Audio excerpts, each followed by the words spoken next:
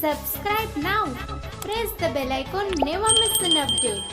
If you like videos, please like and share your friends and family.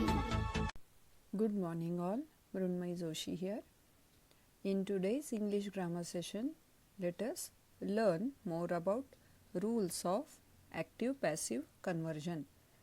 नमस्कार, सुप्रभात. मी मृण्मयी जोशी बोलते आहे आणि आजच्या आपल्या इंग्लिश ग्रामर सेशनमध्ये आपण कर्तरी कर्मणी प्रयोग व त्याच्या रूपांतरणाविषयी जास्त जाणून घेणार आहोत. Last time we have already seen some rules of active passive conversion and today let us see some more rules about active passive conversions. मागच्या वेळेस काही नियम आपण पाहिलेले होते की वाक्य ॲक्टिव्ह टू पॅसिव्ह करताना म्हणजे कर्तरी प्रयोगाचं कर्मणी प्रयोग करताना काय नियम आहेत हे काही ठराविक नियम आपण पाहिलेले होते. आज आपण आणखीन काही नियम बघणार आहोत.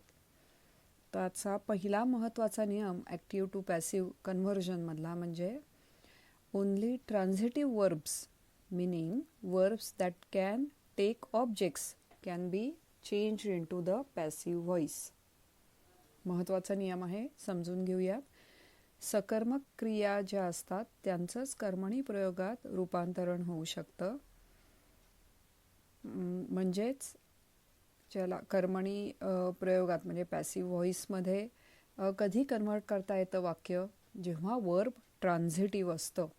ट्रान्झिटिव्ह म्हणजे काय? They take certain objects. Intransitive verbs have no objects, so they cannot be used in the passive voice. अकर्मक क्रिया जे असतात त्यांचं कर्मणीत रूपांतरण होऊ शकत नाही. आता आपण एक उदाहरण घेऊया म्हणजे मी काय म्हणते ते स्पष्ट होऊ शकेल. उदाहरण घेऊया.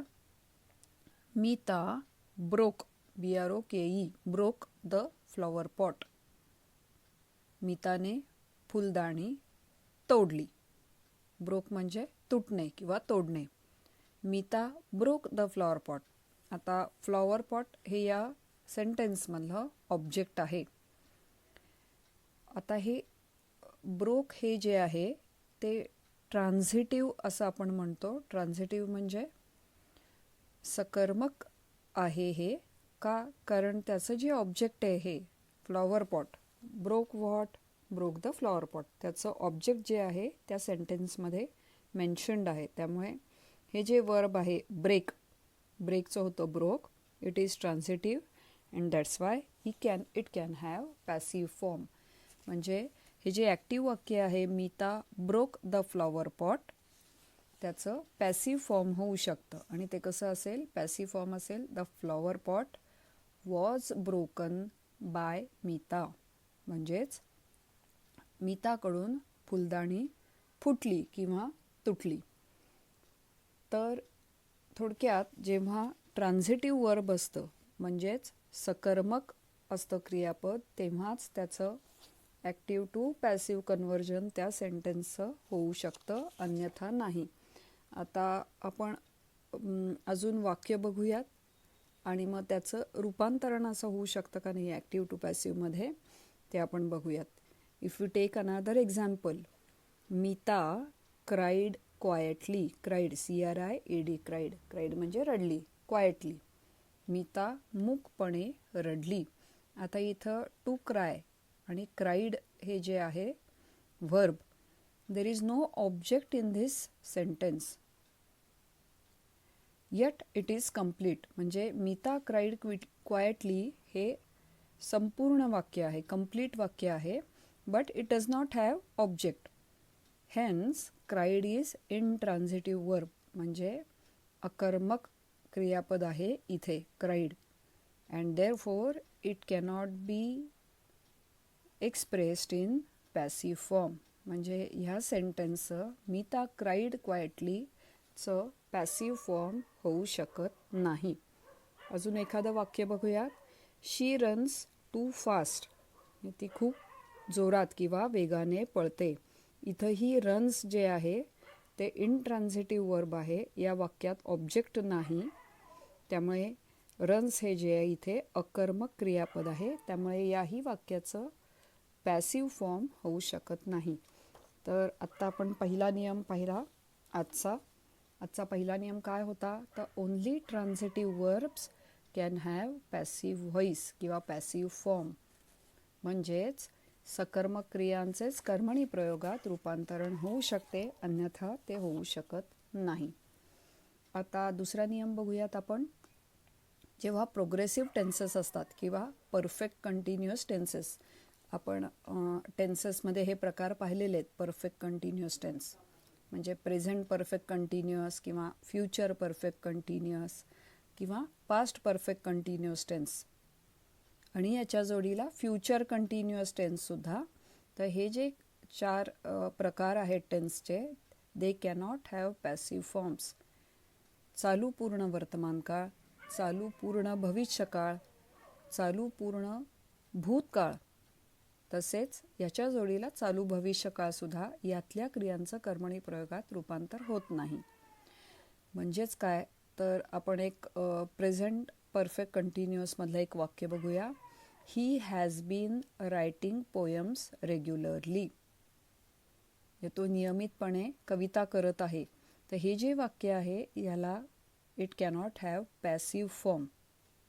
ठीक आहे, म्हणजे ह्याचं कर्तरी प्रयोगातलं हे जे वाक्य आहे त्याचं कर्मणी प्रयोग त्याचा होऊ शकत नाही, कारण ते आहे प्रेझेंट परफेक्ट कंटिन्युअस टेन्समध्ये. ठीक आहे.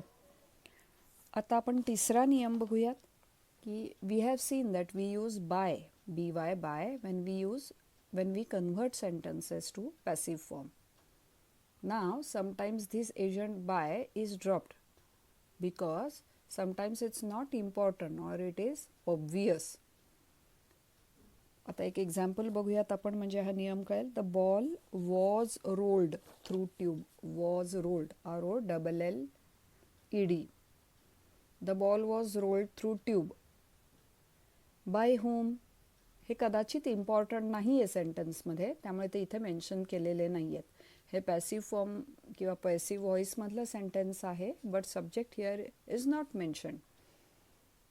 कदाचित ते महत्त्वाचं नसेल. बॉल रोल झाला ट्यूबमधनं ही क्रिया महत्त्वाची होती, त्यामुळे ती पॅसिव्ह फॉर्ममध्ये एक्सप्रेस झाली.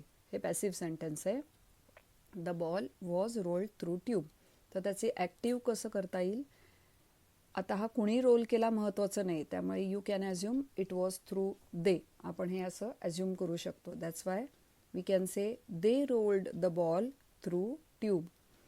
वी कॅन यूज इट किंवा दे ॲज इट, म्हणजे जसं लागू होईल तसं आपण इट किंवा दे हे वापरून ह्या केसेसमध्ये पॅसिव्हचं ॲक्टिव्ह करू शकतो. तर नियम काय आहे की दरवेळेस बाय आपण पॅसिव्ह फॉर्ममध्ये कन्वर्ट करताना वापरलंच जातं असं नाही. काही काही वेळेस ते ड्रॉप केलं जातं किंवा वगळलं जातं जर ते महत्त्वाचं नसेल तर. अजून एक उदाहरण असं बघूयात आपण, जे पॅसिव्ह व्हॉइस आहे पण तिथं बाय हा एजंट ज्याला म्हणतात तो नाही. Sugar is sold in kilograms. आता बाय होम, तर बाय मे बी शॉपकीपर्स म्हणजे दुकानदारांकडनं, किंवा आपण ॲज्युम करू शकतो दे. तर आता हे पॅसिव्ह फॉर्ममधलं वाक्य आहे. Is sold, sugar is sold in kilograms. तर त्याचं ॲक्टिव्ह फॉर्म कसं होईल. They sell sugar in kilograms. ठीक आहे. आता चौथा नियम आपण बघूयात. Other words such as with, WITH with, और to, TO2 may also be used instead of by. काही रेअर केसेसमध्ये थोडक्यात विथ किंवा टू सुद्धा वापरलं जातं कन्व्हर्जनसाठी. म्हणजे ॲक्टिव्ह फॉर्ममधनं पॅसिव्ह फॉर्ममध्ये कन्व्हर्जन असेल तर आपण बाय वापरतो, पण काही काही ठिकाणी त्याच्याऐवजी टू किंवा विथ वापरलं तरी चालतं. अशी काही कमी आहेत उदाहरणं, पण हे असं चालू शकतं. तर 2 वाक्य आपण अशी बघूयात. ॲक्टिव्ह व्हॉइसमधलं पहिलं वाक्य आहे I know him, KNOW him.